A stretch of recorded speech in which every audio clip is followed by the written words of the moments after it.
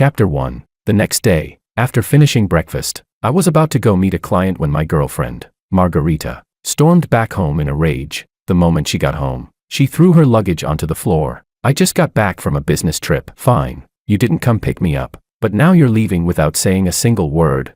I looked at her, not understanding what she was so angry about, and continued putting on my shoes. Margarita impatiently tossed her coat into my hands. I ate hot pot yesterday, and now my coat reeks of it. Go wash it for me. As she spoke, she yawned. I'm going to catch up on some sleep now. I didn't even put on a face mask yesterday, and now my skin's all dry. After saying that, she kicked off her shoes and walked inside, casually leaving them scattered on the floor. I quietly looked at Margarita, casually placed her coat on the sofa, then turned to leave. I'm going out now. I don't have time. Wash it yourself. But her face darkened, and she snapped irritably.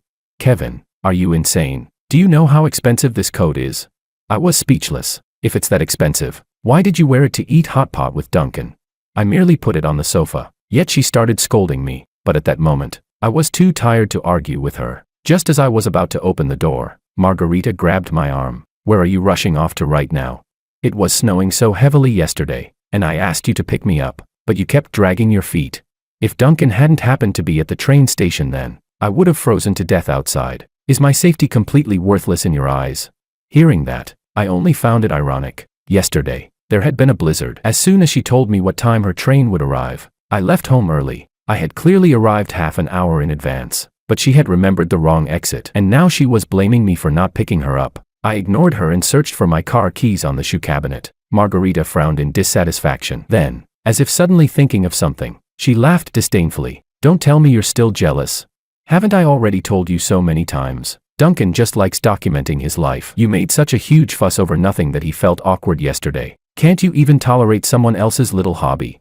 I laughed mockingly at myself. I liked playing pool. In the past, I often went to the pool hall with a few buddies to relax and have fun. But Margarita didn't like it. She thought that if I went out to have fun at night, it meant I didn't love her. So she forbade me from going. Over time, those buddies of mine knew I was strictly controlled at home, so they stopped inviting me. And now, she was telling me to be considerate of someone else's interests. She defended Duncan's hobby in every possible way, while my own hobby had been personally erased by her. I was too lazy to deal with her any longer. Finally, I found my car keys under her bag. I'm going out to meet a client. I really don't have time to wash your clothes. Margarita looked at me in disbelief. If it had been the usual me, I definitely wouldn't have been this calm while jealous. Either I would have made a huge scene and forbidden her from seeing Duncan, or I would have cried and begged her to stay with me. Never had I been like this. After a long silence, Margarita suddenly threw her coat into the washing machine. Then she stood up and said, "Fine, a grown man. Yet you're still so petty. I'm washing it myself now. You've got no complaints, right?" She looked at me with a proud, spoiled expression, as if she believed that as long as she lowered her head even slightly, I should immediately worship her like a queen. I wordlessly moved aside to make room for her. As soon as she came over, even the entryway felt cramped. In the past, no matter how fiercely we argued, she had never once taken the initiative to back down. Now that she was acting like this, she was probably feeling guilty. Judging by the look of it, she and Duncan must have done more than just eat hot pot. Margarita looked at me unhappily. Are you avoiding me? I didn't want to argue with her, so I casually brushed her off. No. Margarita had just been about to lose her temper when I shut the door a second before she could and walked out. I headed to the underground garage and walked over to the car. In the rearview mirror, I saw that Margarita had followed me out as well. For some reason, she came over and grabbed me. "Kevin, where are you meeting your client?"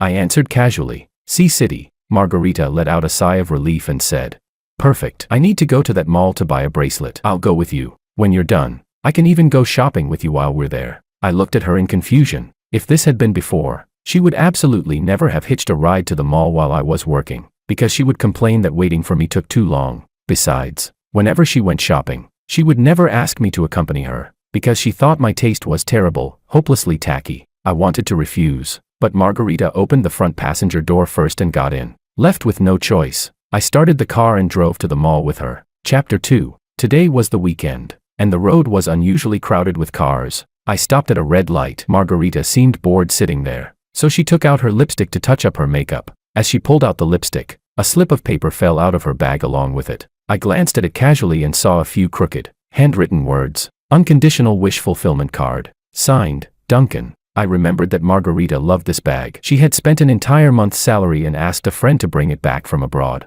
Normally, she treasured it so much that she wouldn't even let me touch it. Yet now, something that could practically be thrown away as trash had appeared inside it. I knew that if I asked about it now, she would just scold me. So this time I chose to play blind and pretend I hadn't seen anything. But Margarita wasn't satisfied. She snorted and tossed the lipstick back into her bag, along with that pitiful little note. Then she demanded, "You saw it, didn't you? Why didn't you ask?"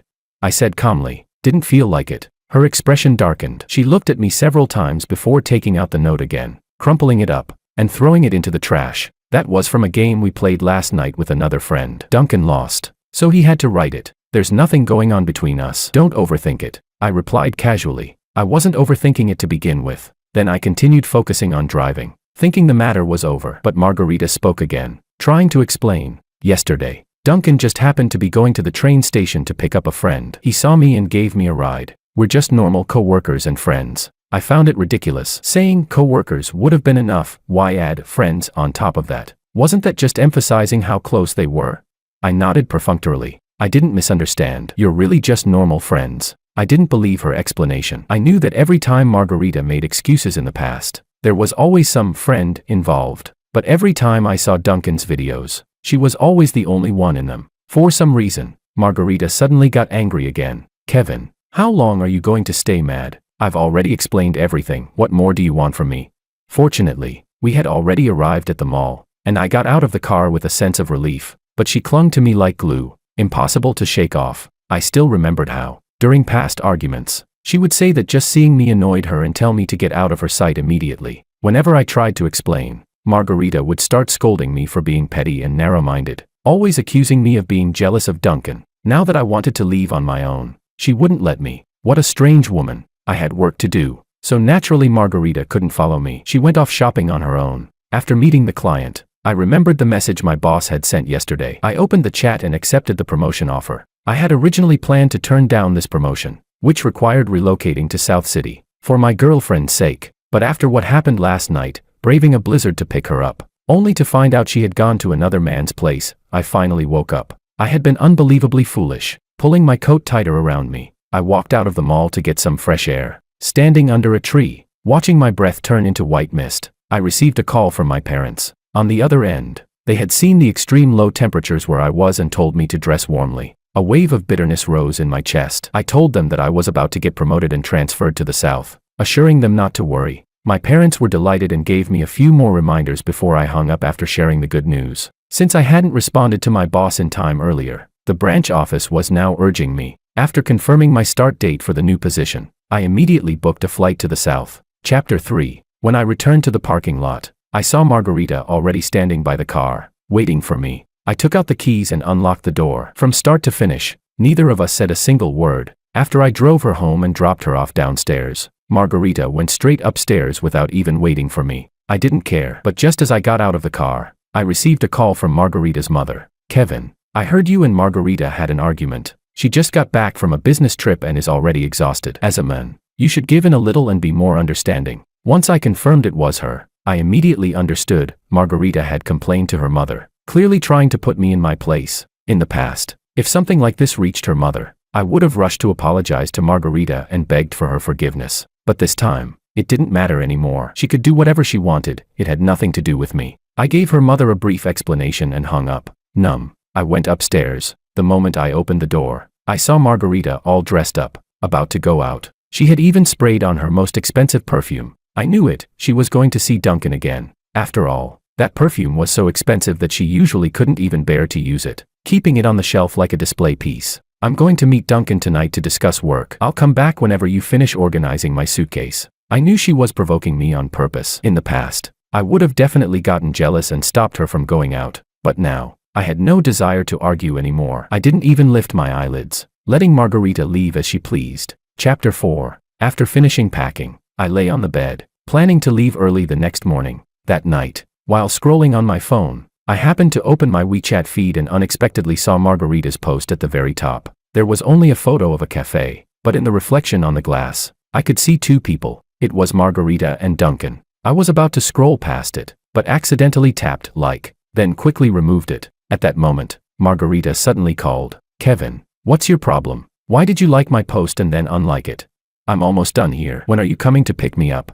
I didn't respond. In the past, whenever I saw that her post had a tagged location, I would have rushed over immediately to pick her up. And back then, Margarita and her friends would point at me and scold me. They said I was too possessive, that being in a relationship didn't mean taking away the other person's freedom, accusing me of being overly controlling. This time, I didn't go to bother her, yet she was asking me when I'd come to pick her up. I stayed silent for a long time. It wasn't until Margarita reminded me again from the other end of the call that I realized I hadn't answered. Doesn't Duncan have a car? His little ride can just as easily escort Her Royal Highness back. You're an independent adult woman. I shouldn't interfere with your vibrant nightlife. You can stay out as late as you like. There was no response for a while. I assumed she had forgotten to hang up, so I ended the call myself. The next second, she sent me a voice message, her tone full of disdain. Kevin, and you still say you're not jealous?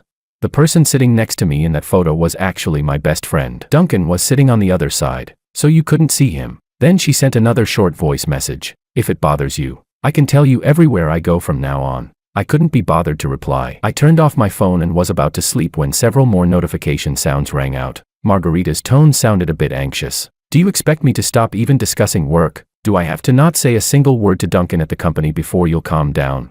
She was making so much noise that I couldn't sleep, so I casually sent a few words to brush her off. No need. I trust you. My eyelids grew heavy. Outside, the thick snow weighed down the branches, snapping them as they fell to the ground. Under the pale moonlight, I drifted into a deep sleep. In the middle of the night, I felt someone wrap their arms around me under the covers, pretending to be asleep. I turned over and moved away from her. Margarita complained unhappily.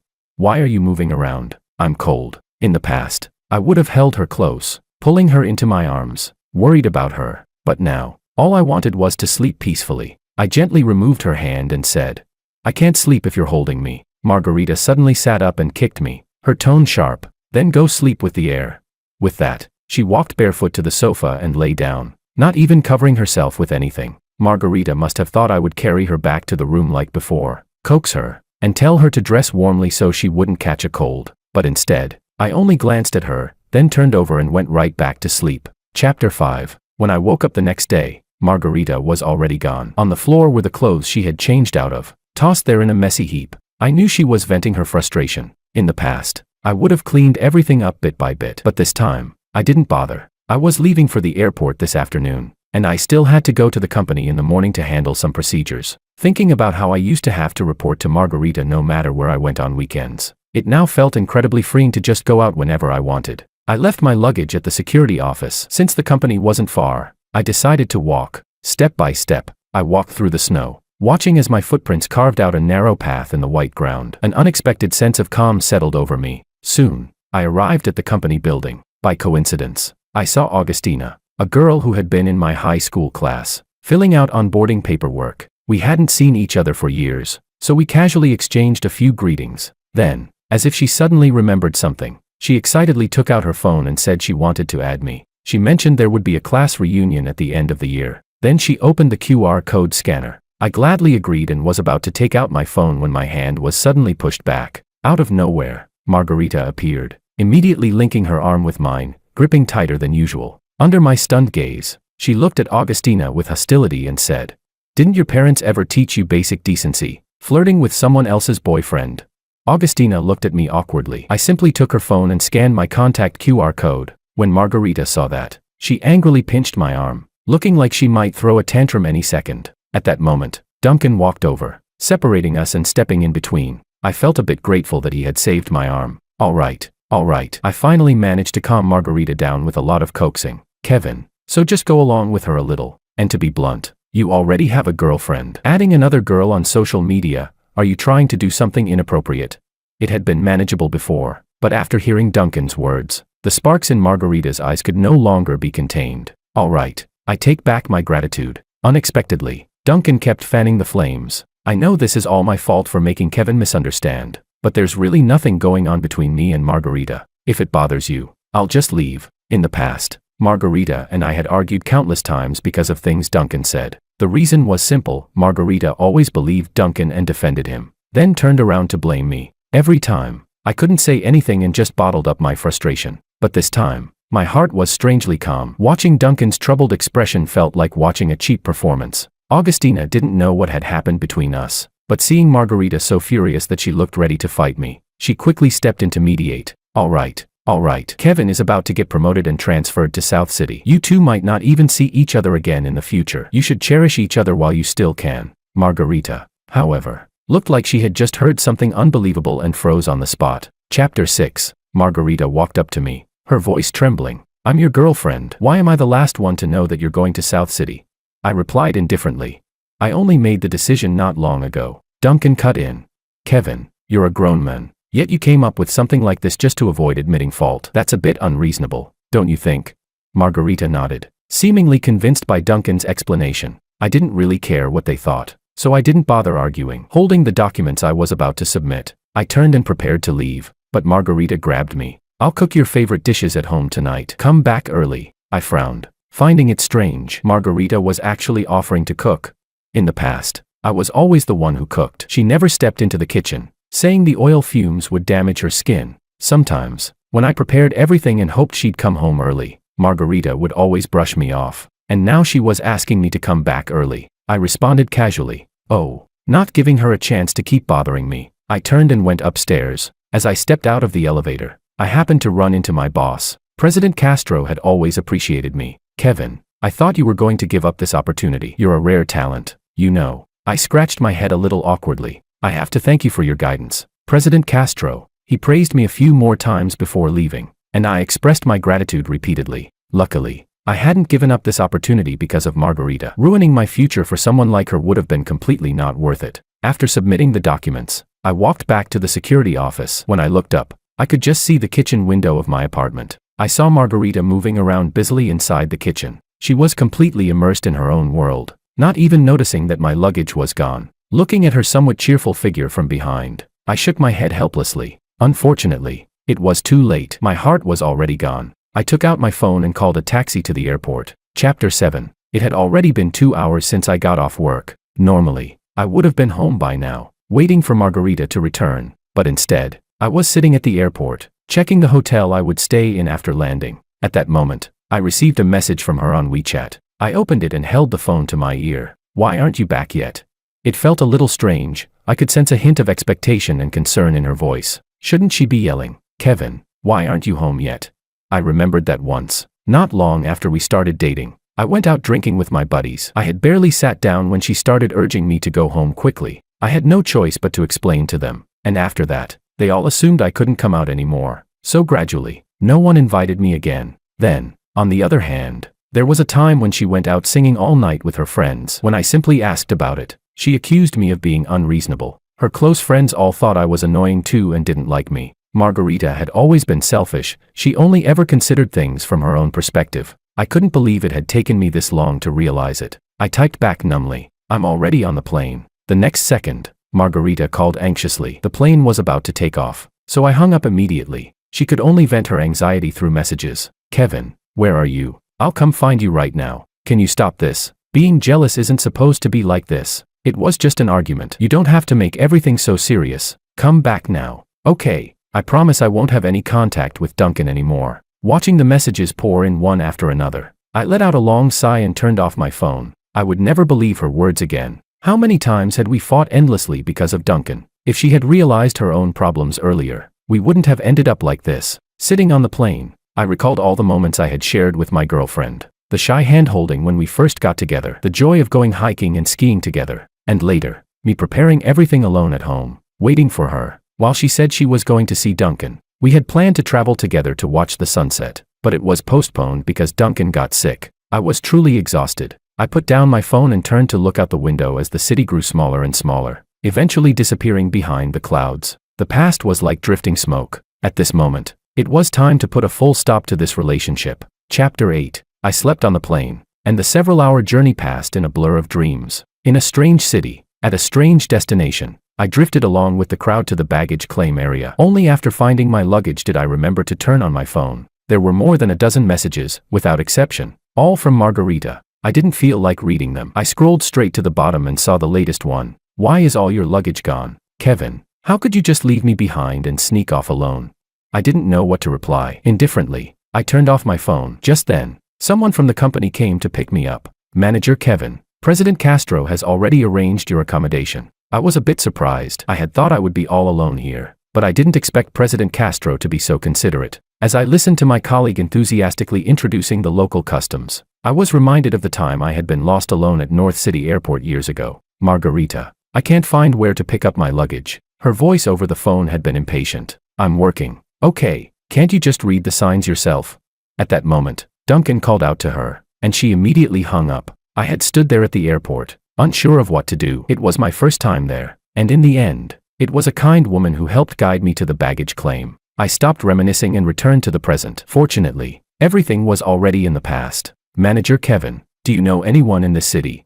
The person who came to pick me up was named Cody, a young guy in his early 20s. He was also a capable member of our department. It was said that he could handle almost everything in the team by himself. I shook my head. I was originally from West City. I had moved to North City for Margarita, and this was my first time in South City. The strong regional differences made me feel a bit physically uncomfortable, but Cody seemed to think I was feeling down because I had no friends. Seeing that, he patted my back. It's all right, Manager Kevin. The company dorm is full of single guys. We can go out for drinks together sometime. I nodded. I had never imagined what it would be like to go out drinking at night with a group of guys. Maybe just a few drinks, some simple dishes, and that would be enough to make for a happy evening. I smiled and said, sounds good. Cody took me to the company-arranged apartment, a one-bedroom, one living room unit with a kitchen and bathroom. A standard single apartment. Though small in size, it felt warm and cozy. By the time I finished unpacking, it was already 3 in the morning. I lay on the bed, resting with my eyes closed, when a phone call came in. I picked up my phone. It was an unfamiliar number from North City. I could roughly guess who it was. Without hesitation, I answered. The first thing I heard was Duncan's urgent scolding. Kevin, what's wrong with you? Is it fun to lie to Margarita like this? You left her, a girl, alone in the freezing snow. Do you have any idea how dangerous that is? She fell while looking for you in the snow and even hurt her hand. Then, from the other end of the call, I heard the sound of a girl crying. It was Margarita. I said coldly, I told you, I've been transferred. You. Duncan was about to say something more when Margarita snatched the phone from him. Her voice was filled with grievance. Kevin, this time, are you serious? Yes. After this call, I'll block you on everything, WeChat, phone, all of it. From now on, we're strangers. Let's break up. I didn't give her any time or chance to argue. The moment I finished speaking, I hung up. Drowsiness washed over me, and I fell into a long dream. In the dream, I had never met Margarita. After graduating, I stayed in my hometown and found a job I truly liked, waking early and sleeping late every day, yet living freely and at ease. Perhaps that was the kind of life I had always longed for. From this moment on, my world would no longer have anything to do with Margarita. Chapter 9. I deleted all the posts that had anything to do with Margarita and made a new one. It was a group photo of our entire department, with the caption, met new friends at a new company, feeling great. Many friends liked and congratulated me, and I felt a sense of happiness I had never experienced before. Over the next few months, I worked hard. Whenever I had time, I explored the surrounding areas, and soon I became thoroughly familiar with this one strange city. Seeing that my job was stable, my parents paid to buy me a small home here so I could settle down. I couldn't refuse, so whenever I had spare money, I sent it back to them. After having my own place, I adopted a cat and a dog. The cat was a stray from the neighborhood, and the dog was a little yellow rescue I had adopted. We became a new family, keeping each other company whenever loneliness crept in. Before long, I got used to living alone here, living without Margarita. But one day, I noticed that one of my posts had been liked by an unfamiliar account. The like disappeared almost immediately, as if the person felt guilty. I knew right away, it was a burner account Margarita had created. In the past, she often made alternate accounts just to keep tabs on me, to see what I was doing. This time was no different, just with a different purpose. But since I had already let go, there was no need to hold on to anything anymore. Relying on memory, I searched for that account, but as if the other side knew exactly what I was about to do, a message came through immediately. Please, don't delete me. Okay.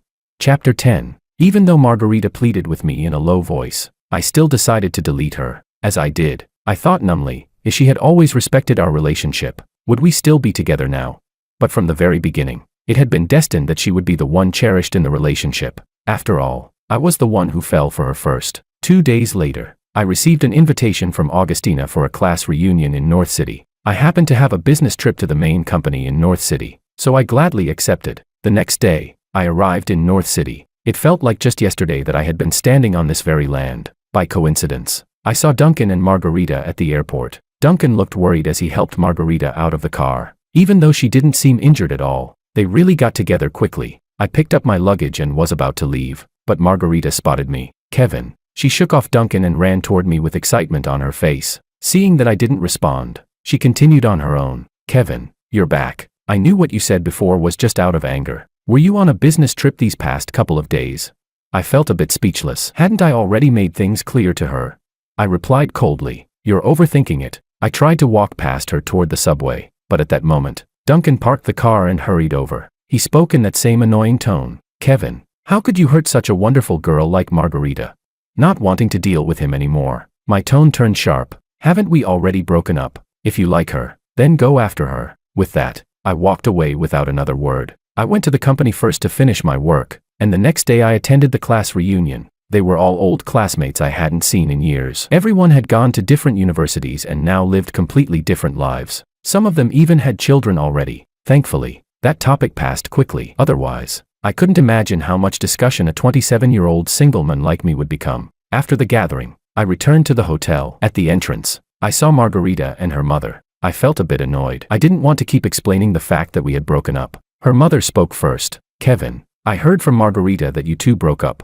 I nodded perfunctorily. Yes, we did. But Auntie, it's better not to interfere too much in young people's relationships. After all, no one can guarantee they'll last forever. Seeing that even bringing her mother hadn't changed my mind, Margarita anxiously pleaded. No, Kevin, just this once, please trust me one last time. I really won't have anything to do with Duncan anymore. I let out a faint, dismissive laugh. I won't give you another chance. Goodbye. I didn't dwell on it any longer. In a few days, it would be Cody's birthday. We had agreed to celebrate together, so I packed up and prepared to return to South City. After landing, Cody came to pick me up right on time. If it had been Margarita, she probably would have made me wait an hour, or simply not shown up at all, leaving me to take a taxi back. Manager Kevin, you must be tired from the business trip. Let me take you home so you can get some rest. Cody said this as he helped me carry my luggage. I nodded, and before long, we arrived home. After seeing Cody off, I washed up quickly. The exhaustion from the journey soon pulled me into a deep sleep. Chapter 11. Soon, it was Cody's birthday. We spent the whole night singing at a KTV, drinking beer, and talking about life. Manager Kevin, I heard you worked in North City for several years. Did you have a girlfriend there? I nodded. There was nothing to hide about that. Cody, already tipsy, pressed on. Then, where is your girlfriend now? Is she still in North City?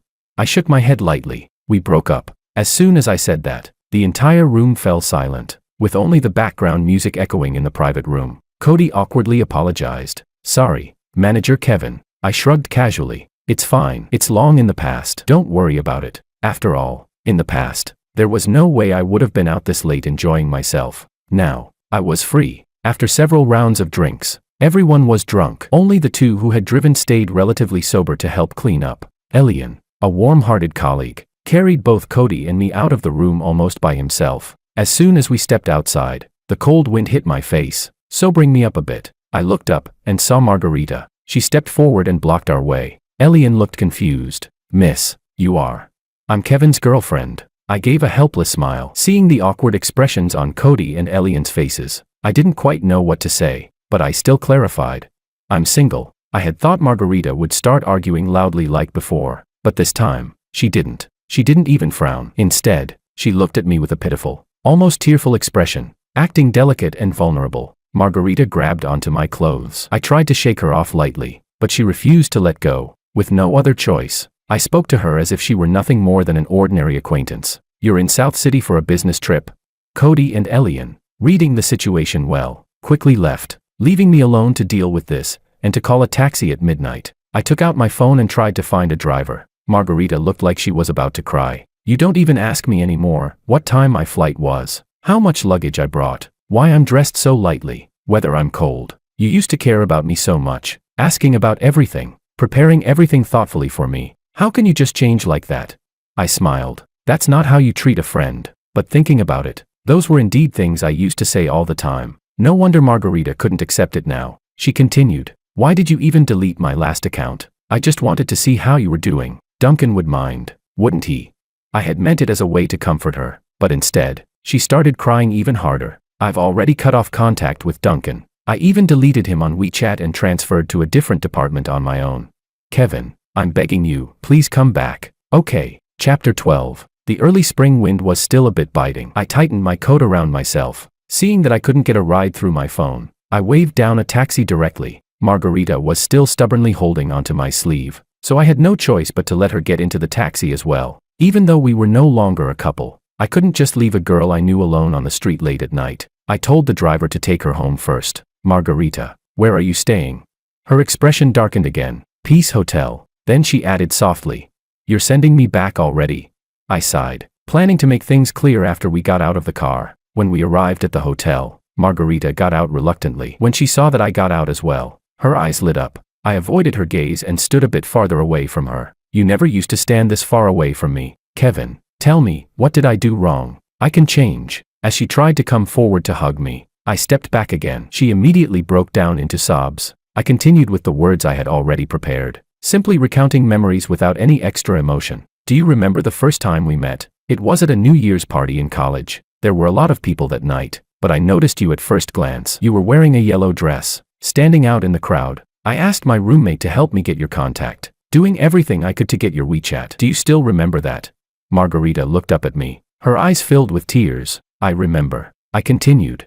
Actually, I was the one who started this relationship. I fell in love with you at first sight. That's why. All these years, I cherished you so much, treating you like a princess, afraid you might get hurt in any way. But over time, you wore down that sincerity of mine little by little, until it was gone, like being buried under heavy snow, with no life left. There's no future for us, Margarita. I watched as the light in her eyes slowly faded. In the end, she asked unwillingly, really, there's no chance anymore? Margarita, you're just having a hard time accepting it right now. Once you understand, you'll move on. That night, after we finished talking, she went upstairs. I called another taxi and went back home. The little yellow dog jumped excitedly onto me, as if welcoming me back. Half a year later, I heard from a friend that Margarita, because of her outstanding abilities, had been sent abroad by her company for a year-long program. I was genuinely happy for her. Just like me, she had moved on from this relationship. I successfully earned a promotion and a raise. Back in my hometown, I renovated my parents' old house, giving them a better life. One afternoon, I sat in the living room reading, enjoying the peaceful warmth of the sunlight. The cat was playing with a ball, and the dog was rolling around happily in its bed. I thought, perhaps everything in the future would be just this kind of quiet happiness.